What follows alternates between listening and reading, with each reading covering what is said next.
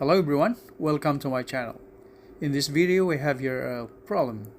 A steel beam 25 feet long is to be moved on rollers along a passageway 8 feet wide into a corridor at right angles to it. Find the width of the corridor to just allow the beam to pass through. This is a real-life situation at building construction environment where the knowledge of calculus can be applied to solve problems at the job site. And so let's do it. So let's start sketching the problem, looking for the illustration to visualize what the problem is and what's being asked. And so we have here an illustration of the problem. Here is the passageway that is 8 feet wide, and this is the beam which is 25 feet long, and it goes through this passageway, turning right on the corridor with an unknown width of x. So what we're going to do is to find for the minimum width of the corridor where the 25 feet long beam exactly just passed through it. Say here that the corridor is at right angle to it. And so here, based on the problem, the corridor is right angle to it from this passageway. So this angle over here is 90 degrees. And the flow of movement of the beam, of this beam right here, is from this passage and turning this way to the right to this corridor where we're going to find for the minimum width so that the beam can pass through it with ease. So how are we going to solve this kind of problem? So first we have to identify the points and the relationship of the angles and the length of the beam with respect to the angles it projects based on the configuration of the corridor and the passageway. So from here we'll be putting this angle over here, angle relationship. We can call this angle theta, and this is the same way, angle theta. And since we have here the variable x, so we can put this as a right triangle over there with the relationship of the angle theta with respect to x, and on the other angle theta with respect to the side, which is 8 feet. Here we can form an equation with the corresponding angle with respect to the width. At the same time, on this triangle over here, in the same way, angle with the side of x. And since the beam is 25 feet long, so we can designate this length from here.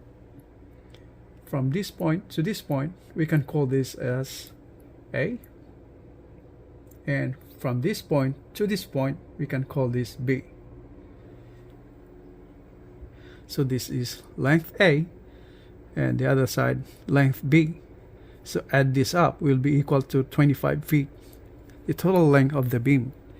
Since it didn't say any, or it didn't specify the width of the beam, so we neglect the width of the beam in this case. So let's go ahead and solve and make some relationships of these two triangles with respect to each sides, the x and 8 feet, and with its angle. So first, considering the beam, length 25 feet long beam, so we have here A and B. So we have A plus B is equal to 25. So that's our first equation, right? Then we have the angle relationship and this side over here on this triangle. So we can say that cosine of theta, right? So we have here cosine of theta is equal to 8 divided by A, where A, we can find this value of A is equal to 8 divided by cosine of theta. And from this triangle, we can find the relationship of the width x with respect to the angle theta. We can say that sine of theta is equal to x divided by b, right? So sine of theta is equal to x divided by b, and where b here is equal to x divided by sine of theta. So now if you notice, we have now value of a and b. We can then assign these values of a and b to this equation 1 right here. So we can find the value of x out of this equation considering the values of a and b on here. Alright, so this is just the value of a and b to equation 1. And so we have a here is 8 divided by cosine theta. So we have 8 divided by cosine of theta plus b, where b is x divided by sine of theta, and which is equal to 25. Solving for the value of x in this equation, so we have x is equal to 25 times sine of theta minus this term, so minus 8 divided by cosine of theta times sine of theta. And so how do you solve for the value of x from here? Since we're looking for the minimum width of the corridor that we have here, the value of x, just the minimum width of the corridor, what we should do is we're using the principles of calculus, finding the derivative of x with respect to the derivative of angle theta. So in our equation, we're taking the derivative of x with respect to angle theta, right? So that is derivative of x divided by the derivative of theta, and we set this value to 0. So we will find the minimum value of x, right? And so if we go back to our equation, value of x over here, the second term on the right, minus 8 times sine theta over cosine theta, we can designate this as, or simplify this as 8 times tangent theta. Sine over cosine, that's tangent, right? So we are equating this to dx over d theta, or the derivative of x with respect to the angle theta, equating this equal to 0, is equal to our equation over here, the derivative of each term. So this is now 25 times the derivative of sine theta is cosine theta minus 8 times the derivative of tangent theta, that is secant squared theta. And here secant squared theta is equal to 1 over cosine squared theta.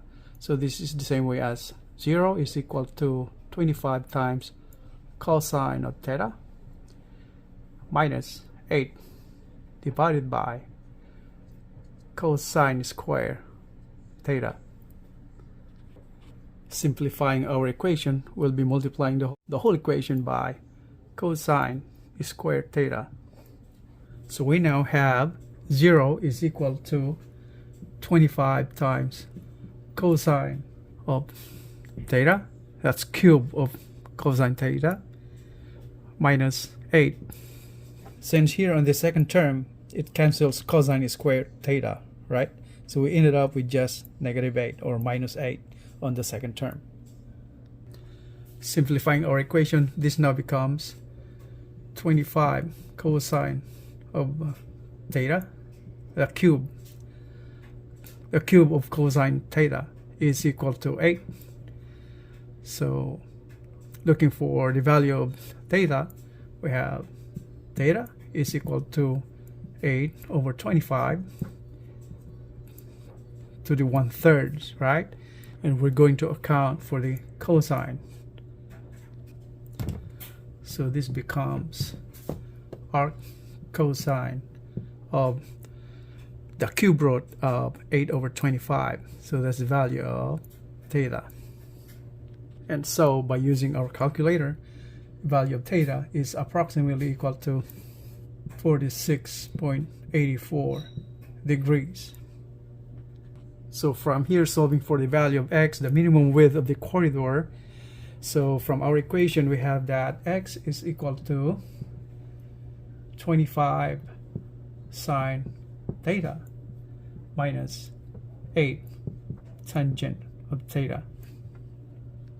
So substituting value of the angle theta in our equation, so we can have x is equal to 25 times sine of 46.84 degrees, that is equal to 18.24 minus 8 times tangent of 46.84 degrees, that is approximately equal to 8.53.